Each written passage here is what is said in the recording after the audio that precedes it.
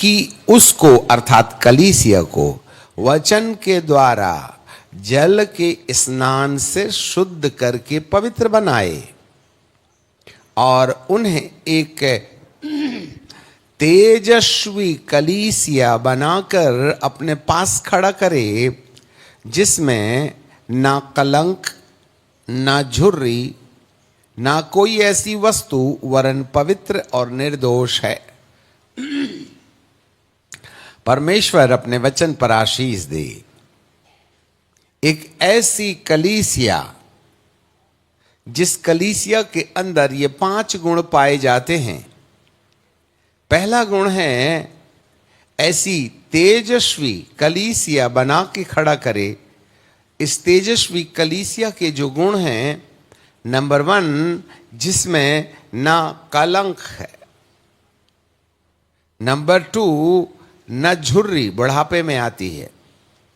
Number 3, कोई ऐसी वस्तु जो परमेश्वर के आराधना का स्थान आपके जीवन के द्वारा प्राप्त कर लेवे, वरन पवित्र और जिसमें कोई दोष ना हो।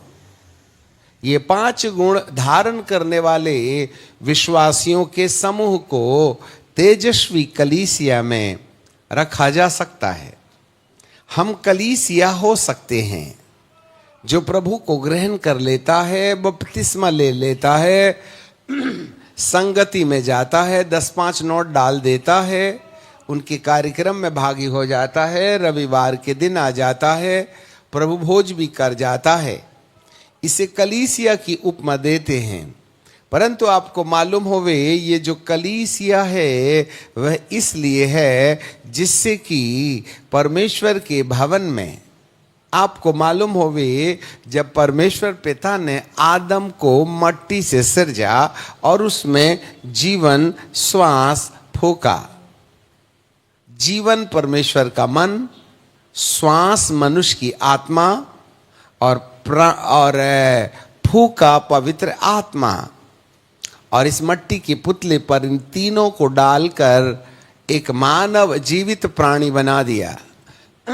परंतु इस इतनी बड़ी पृथ्वी में आदम को बनाने के बाद उसके लिए पूर्व देश में एक ठिकाना लगाया, जिसे अदन का बाग कहते हैं। बाइबल हमें उत्पत्ति की किताब और उसका 2 अध्याय और उसके 7वें पद में ऐसा कहती है, यहोवा परमेश्वर ने आदम को भूमि की मट्टी से रचा और उसके नथनों में जीवन का श्वास फूंक दिया और आदम जीवित प्राणी बन गया।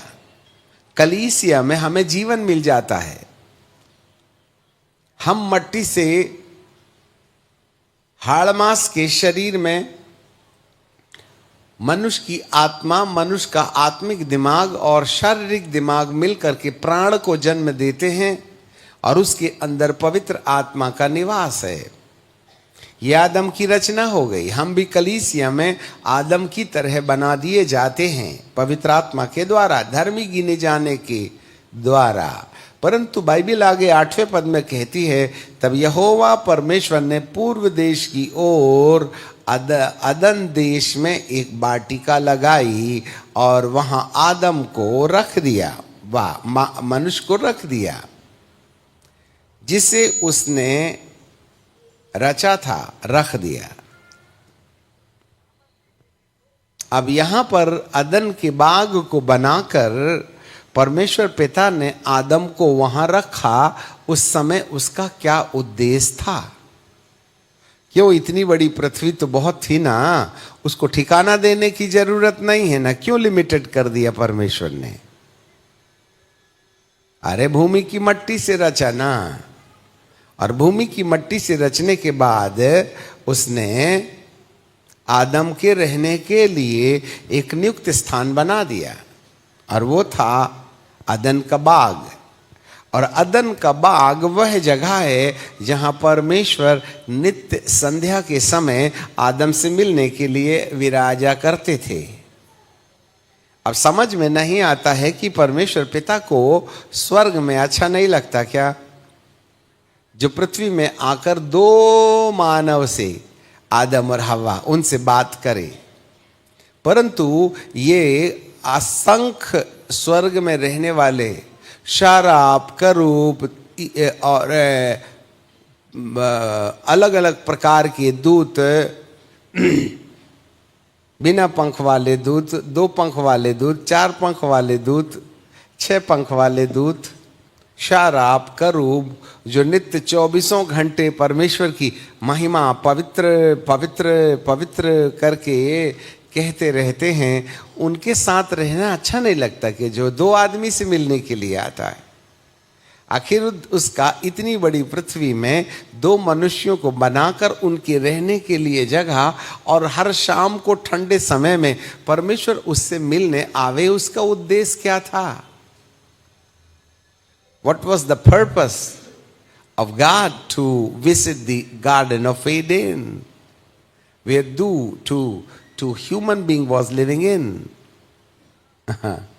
एक ही कारण था कि आदम के अंदर परमेश्वर अपना पूरा पूरा नूर, अपना तेज, शकाइना ग्लोरी, जिसको तेज कहते हैं, वो तेज मनुष्य के जीवन के अंदर रिचार्जिंग करने के लिए उसको प्रतिदिन शाम को अदन के बाग में आना पड़ता था।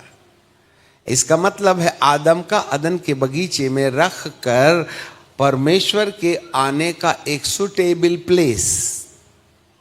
दूसरे शब्दों में कहा जाए कि अदन का बाग वह जगह है जहां परमेश्वर आदम से मिलने में आनंद अनुभव करता है। तो इतनी बड़ी पृथ्वी में हे प्रभु, आपको आदम से मिलने में कठिनाई हो रही थी क्या?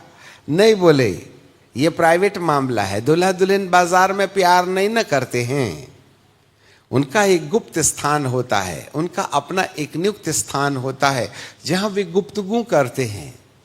इसीलिए इतनी बड़ी पृथ्वी के तमाम जीव जंतुओं से कहीं हटकर मैंने आदम के लिए एक ऐसा सेपरेट या अलग स्थान चुन करके रखा है या बना करके रखा है, जहां पर मैं प्रति संध्या जैसे एक दूल्हा दुल्हन से मुलाकात करती है, कुछ इसी तरीके से मैंने एक नियुक्त स्थान बना रखा है जहां मैं मानव से मुलाकात करूं, और उसका नाम है अदन का बाग, द गार्डन ऑफ एडेन।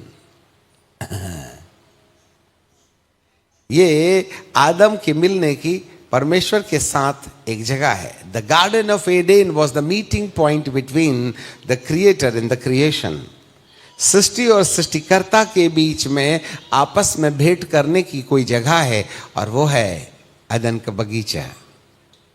देखो, बनाया तो मट्टी से गया था, पर उसके रहने के लिए अदन का बगीचा।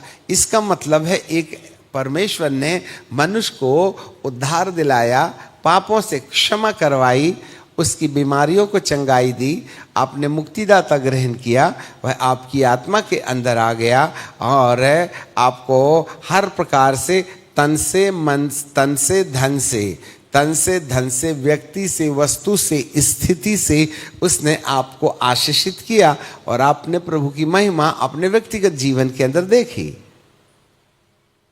बट अब जब आदम बन गया है तो हे प्रभु, आप जहां हो वहां रहो और आदम को अपना कारोबार संभालने दो। आपने तो कह दिया था ना, फूलो फलो पृथ्वी भर में समा जाओ और इस पृथ्वी को वश में कर लो। तो उसको आदम को वश में करने दो ना। तो परमेश्वर क्या बोलेंगे, इसके पास इतनी कैपेसिटी थोड़ा ही ना है कि ये पृथ्वी को वश में कर लेवे। आज कलीसिया पृथ्वी को वश में करने के बजाय पृथ्वी आज कलीसिया को वश में ला रही है। ठीक है, क्या लिखा है? फूलो फलो और संपूर्ण पृथ्वी में भर जाओ। क्या बात है। तो परमेश्वर पिता ने 1:28 में कहा, परमेश्वर ने उसको आशीष दी और उससे कहा फूलो फलो और पृथ्वी में भर जाओ और उसको अपने वश में कर लो। समुद्र की मछलियां, आकाश के पक्षी, पृथ्वी के रेंगने वाले जंतु, सब पर अधिकार रखो। और परमेश्वर ने उन दोनों को कहा, सुनो, सारे जीव जंतुओं पर अधिकार रखो। तो अपन जीव जंतुओं पर क्या अधिकार रखें? अपन तो अपनी बीवी पर अधिकार नहीं रखते। मेन कमांडर वही तो है,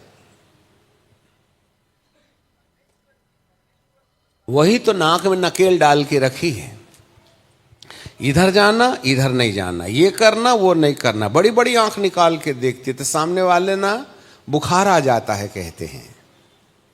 ऐसे मर्दों को विवाह नहीं करना चाहिए।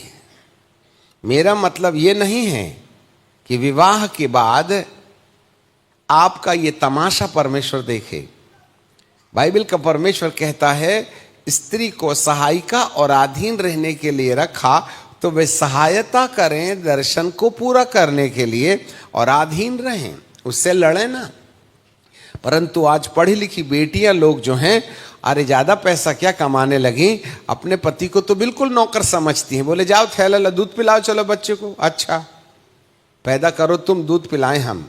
मेरा मतलब ये नहीं है कि पति पत्नी की मदद ना करे, याद रखिएगा। फूलो फलो पृथ्वी भर में समा जाओ, ये था परमेश्वर का प्लान। बीच बीच में जो बातें हम बोल दे रहे हैं, नहीं मालूम ऐसा क्यों होता है, जिसको समझ में आ रहा है वो समझ ले वे। यहां पर सारे जीव और जंतुओं को अधिकार में रखना है। तो परमेश्वर ने मनुष्य को बनाया इसलिए कि वह फूले फले और पृथ्वी भर में समा जाए। तो हे प्रभु, जब आपने आशीष दे ही दिया है ना, तो आप वहीं रहो ना, रोज शाम को आने की कृपा क्यों करते हैं आप? ये फूलेगा फलेगा बढ़ता चला जाएगा। तो प्रभु कहेंगे देखो भाई, मैंने फूलने फलने की जो बात की है ना, बाल बच्चा पैदा करने की बात नहीं ना है, परंतु यहाँ पर आकाश के पक्षी जीव जंतु सब रेंगने वाले जंतुओं को, व्यक्ति को, वस्तु को, स्थिति को, सिचुएशन को अपने अधिकार में लेने के लिए तुम्हें अपने आप से ये अधिकार, तुम्हें अपने आप से ये काम नहीं बनेगा। इसलिए मैं तुम्हें अपनी महिमा देता हूं,